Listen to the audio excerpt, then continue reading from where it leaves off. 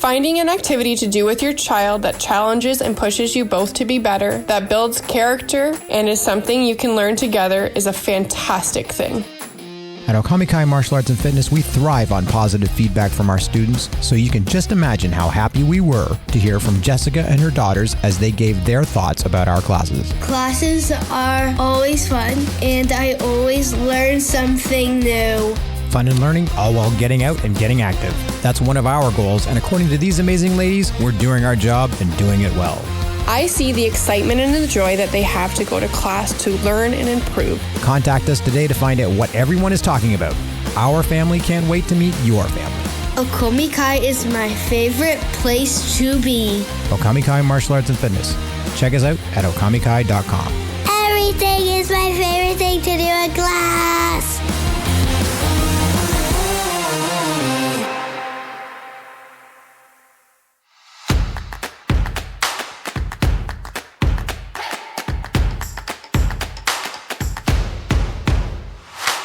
Welcome to the Okamikai Chronicles, a podcast devoted not only to the students of Okamikai Martial Arts and Fitness, but also to the fans of our school and maybe even other instructors who are curious about what's happening in our small area of the martial arts industry.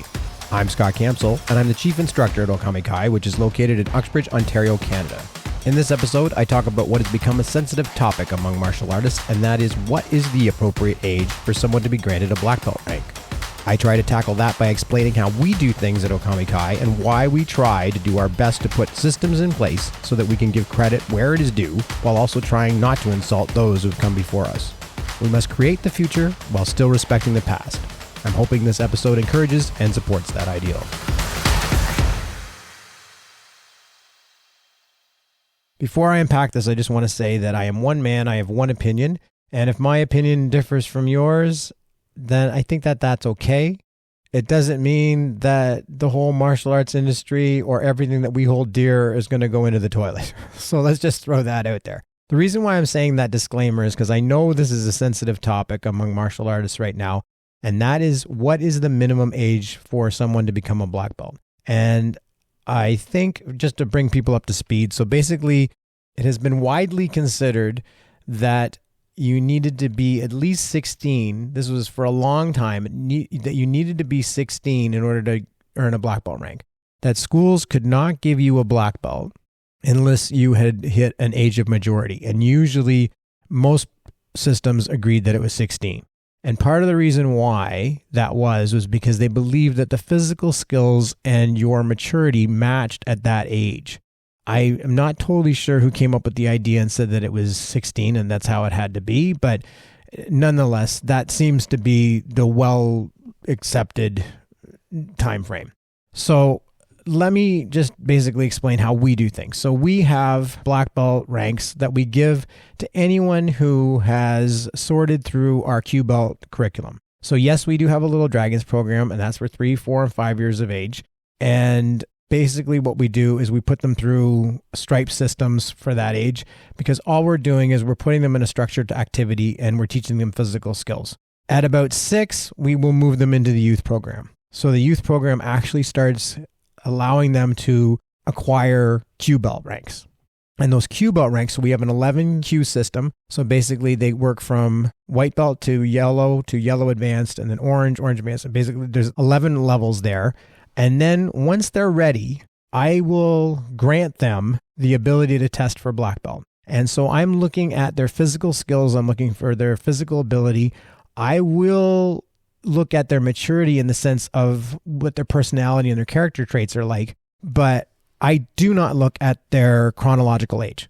So I don't care if you are 10, 11, 16, 20, 30, it doesn't matter to me, as long as you have gone through our system and I believe that you can perform it to the best of your ability and within the acceptance of not only me, but the black belts who have gone before you. So we actually put them in front of a panel of students who have all received black belts from me or from someone else, and now they're training under me and I have accepted their black belt. So that's how we do the actual black belt rank.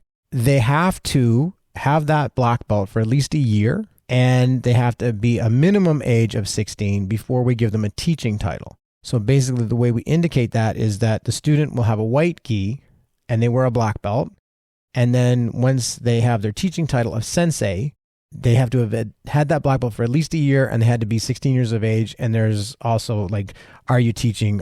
Because frankly, even though sensei means one who's gone before, I think we can all agree that there should be some kind of teaching qualification there. So we want to see how are they giving back to the dojo and how are they contributing? And so all that comes into play. And are they training, of course? So basically, the sensei in our school, they wear black gi. So there's sort of a separation there. And the reason why I've done that is because I believe that someone can have physical skills, kick, punch, whatever, self-defense. We do a judo and a aikido component in our curriculum. They can do all of those things. Then they deserve the right to wear a black belt. But I also think that we have to be reasonable here and say that there has to be some kind of maturity. If you're going to say that sensei, one who's gone before, then there has to be some life experience as well. And so that's why we've separated the teaching title from the training title. And again, I'm in control of when they move up. And part of the argument I think that people have with whether a person should obtain a black belt or not under the age of 16 is because they usually say the maturity level isn't there or the skill level isn't there. Usually when these arguments come up about whether somebody is being a McDojo or basically watering down martial arts, it's usually because of the fact that when they look at someone who has a black belt from that school, they go, well, that kid's not moving like a black belt. And so there's a theory that wouldn't it be better to say, wow, he's an exceptional brown belt who can punch and kick. Won't he make an excellent black belt at the age of 16? As opposed to saying, yeah, he's a good black belt. And wow, he's really young and just leave it at that. I think there's a problem here when we start talking about age and ability. Because quite frankly, if you have a minimum age, then I think you also have to look at the fact that you should probably have an age of majority as well. So an argument might be that we could have a dad who owns a home and he has a 12-year-old girl who was just given her a black belt and someone breaks into the house. So if someone breaks into the house now, does he send the 12-year-old black belt? Because technically she's a black belt, right? So she's gone through the martial arts. She should be able to defend herself and defend the home. So why don't we send the 12-year-old instead of the dad who has no martial arts training at all? And I think the argument is valid in the sense that if you're going to look at the history of martial arts and how it was taught, then if the 12-year-old girl has a black belt, from the historical point of view of martial arts, then that's a tough kid. She should be able to defend the home. I have to ask, why isn't the dad stepping up? Why would you send your daughter? I don't think that it's the right idea to send your 12-year-old kid. I really don't, whether she's got a black belt or not. And like I said, I think if you're going to have an age, a minimum age requirement, then you better have an age of majority too, because quite frankly, I won't send the 80-year-old to go and defend the house either. Now, granted, I've seen some really athletically gifted 80-year-olds in my time. I've also seen some really gifted athletic 11-year-olds in my time. So that doesn't mean that there aren't exceptions to the rule, but I weight train with my dad, and I can tell you without question, I'm stronger than my dad is right now. Now, there was a time where he was Superman to me, and he could lift and he could run and faster than me. And now the time has changed and he's 80. And if someone breaks into my house, if I have to choose between me or him, I'm going to step up. I'm going to go and I'm going to defend the house. So I think to look at the 12-year-old girl and say, would you send her? I don't necessarily think that's a qualifying argument. Now, why was there this dynamic shift? Why did we have a situation where someone who could be even 12 years of age become a black belt? And this is why it's a sensitive topic to me and why it's burning me up that people are complaining about this, because it's our industry and we have to own up, because we're the ones that basically sold out and chose to put ourselves in this situation. And the students that you sold out to shouldn't have to be punished because of the fact that you were short-sighted. I'll call it like I see it. Let's go back to the 80s when we have the Karate Kid movies. So if you really watch the Karate Kid movies, we don't know why Daniel LaRusso's parents split, or maybe they didn't split. Maybe he's passed away. We don't know why he's going to California with his mom for the new job. Okay. Well, all we know is that there's a mom and a boy, and he's getting bullied at school, and she's trying to do everything she can to make ends meet. and she can't look after a kid at the same time that she's working because he's getting bullied. So she can't go to the parent-teacher interview and say, hey, my son's getting beaten up. What are we going to do? And she's like totally out of it. And so he has to basically look after himself. And so he starts looking at karate lessons. And if we're going to look at, it's so funny, people looked at Cobra Kai like they were the bad guys. That was karate training. I remember stories of my teacher telling me that he would not wear his Shihan title until he had hit a Makawara board 500 times with each hand because he didn't believe he deserved it. He didn't believe he deserved a 6th degree black belt or a Shihan title because he hadn't done the training to back it up. I've seen videos of Okama Sensei's students in Okinawa, and they're doing knuckle runs on the hardwood floor. They're hitting timbe or tortoise shells with their bare hands.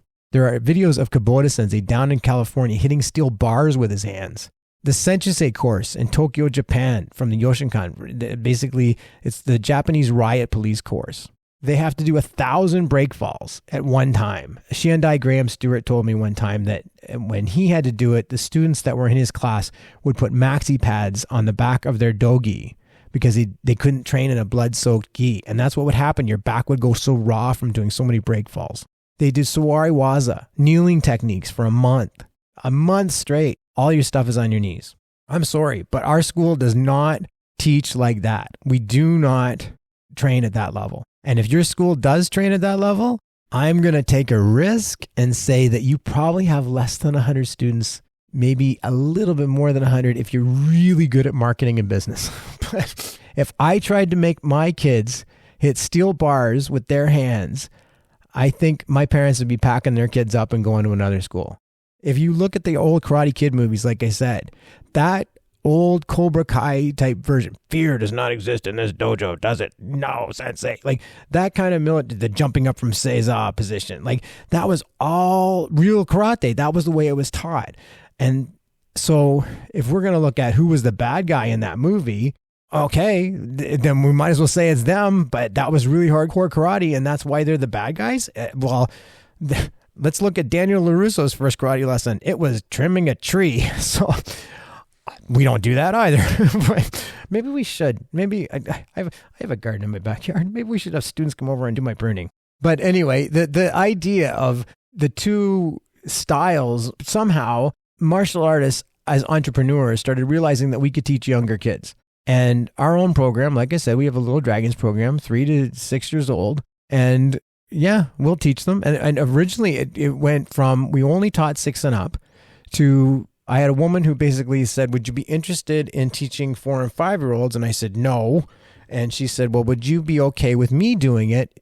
And I said, sure, I'll create a curriculum for you. And then we went from there. And then we just had an overrun of people phoning us with 3-year-olds that wanted to train. And I said no to that as well. But then I watched videos of colleagues of mine and they're holding like pillows and pads and things for their 3-year-old kid. And I thought, well, we can do that and we can get paid for it. So we're just as guilty as you guys who had decided to go and start martial arts schools for kids that were younger. So now that you've done it, now that you've survived, now that you've paid your bills, now you've got that 5-year-old kid maybe that is hungry and they love it. And they're coming to martial arts and they're doing their classes 2 to 3 times a week and they're working their butts off. And all of a sudden now, at 6 years later, that 5-year-old has become 11 and now they're ready to go to black belt and they can kick and they can punch and they can do kata and they have done everything that you've put in your system that the average person who is over the age of 16 would be able to do in order to become a black belt in your school. What do? Do you make them sit until they're 16 and just hope that you're not going to lose them in 5 years because they never advance and they don't have that extrinsic motivation anymore to go into class? Again, if you're doing that, congratulations. I think you are an amazing teacher. And if you can keep somebody for that long, fantastic. I personally don't think I have the skill. As much as it pains me to admit it, I think that I would have a student that would get bored. They would lack the extrinsic motivation, and therefore they're going to look at something else that's going to motivate them. And maybe I can switch them over to another style. We teach Brazilian Jiu-Jitsu here. We teach Aikido. Maybe I can do that. I think in the end, if I kept them in the one system and didn't show them anything beyond that Shodan or that first degree black belt level stuff, then I think they're going to get bored. And so, yeah, sure, maybe I can show them the Nidan and the Sandan requirements and we can move them up from there. But then what happens when they're 16? All of a sudden, now you're flooding them to the 3rd degree black belt level? Well, now we've got another problem. What's the age requirement for 2nd Dan? What's the age requirement for 3rd Dan? What's the age requirement for 4th Dan? What's the age requirement for a Renji title? I remember when I first started teaching, there was another gentleman from another school, and he was 22 years of age, and he had a 4th Dan, and I'm not sure if they gave him his Renshi or not, but I remember thinking, well, that's just totally unacceptable. And that was me. And that was, I remember thinking, that's totally, and I was older then. So I would have been, maybe 30 at the time. And I remember thinking, 22 years of age and he's got a 4th Dan already? That's crazy. And so I understand it. I understand where the idea comes from, but I think we have to change with the times somehow. And whatever you have decided for your system or whatever you have decided for your school, if it works for you, great. If it doesn't work for you, then I don't think there's anything wrong with looking at the way things are and maybe we evolve. And keep in mind that your system is going to be different from anybody else's system. For example, Taekwondo. I remember meeting a person who had got their black belt in Taekwondo in less than 3 years. In karate, for us, it's usually 4 or 5, maybe even 6 years for them to get their black belt here. For Aikido, it's about the same. Brazilian Jiu-Jitsu, that takes forever. That's such a long journey in order to get a black belt. There's a lot of considerations here. We have to look at the system. We have to look at what we've done as far as teachers and who we're teaching. We have to look at our school and how it wants to function. All I would say is maybe don't necessarily throw out the idea that someone could be under the age of 16 and get their black belt because they can punch and they can kick and they have the skills and they were hungry and they worked hard. And I think there's nothing wrong with rewarding that. I have adult students and I have younger students. And those younger students can punch and kick. I have some adult students that they have the maturity. Some of them own businesses. Some of them work for very well-off companies. Those people can't punch and kick as well as the younger kids. Who gets the black belt? I think that's something we have to ask. So why am I taking this so seriously? Why am I so passionate about it? Because I guess I'm looking out for the small kid who worked really hard. Because I'm the one who said, when they were 3 or 4, when they walked in, I will teach you karate. I will make your life better. I looked at their parents and I said, we can make them better. We had a student that just started about a year ago and they were getting bullied at school. And the parents came to me and you could see they were so distraught and so upset. My job is to make people better. My job is not to worry about what the rest of the karate world thinks about them wearing a certain color belt around their waist. And if teaching that person to do 1,000 break falls at one time is going to help make that person better, I'm in. I would hope that we can do it safely so that they become a better adult. And I don't just mean from a character development point of view, but from a physical point of view. I would hope that when they're 40, they can easily walk down some stairs without their knees buckling out from underneath them because they did so many kicks or because they did so many techniques on their knees. And whether the martial arts industry backs me up on this or not is irrelevant. Because like I said when I started, I am one man. I have one opinion. I know it's not shared. We'll do us. We'll do us. You do you. In the end, I hope we can use martial arts to make the world a better place. Because I believe that that's how we as instructors started, was to become better. And our job as instructors was to make other people better. And no matter what the color is that we grant a student, I think we should be able to hold our heads up high. If we have met even one person who has faith in us enough to go through all of our hoops and all of our obstacles so that they can earn our respect, no matter how we hand it to them or no matter what age they are.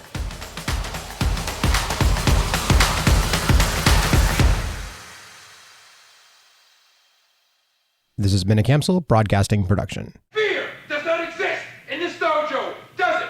No, Sensei! Pain does not exist in this dojo, does it? No, Sensei! Defeat does not exist in this dojo, does it? No, Sensei! Prepare!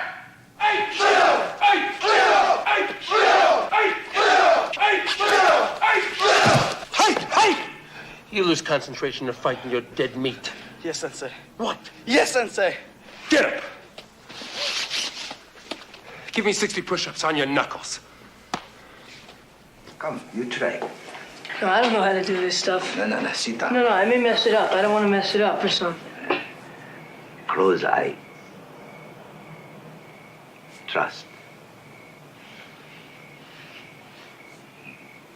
Concentrate. Think only tree. Make a perfect picture down to last pine needle. Wipe your mind clean, everything but tree. Nothing exists, whole world, only tree. You got it? Open eye. Remember picture? Yeah. Make a like picture.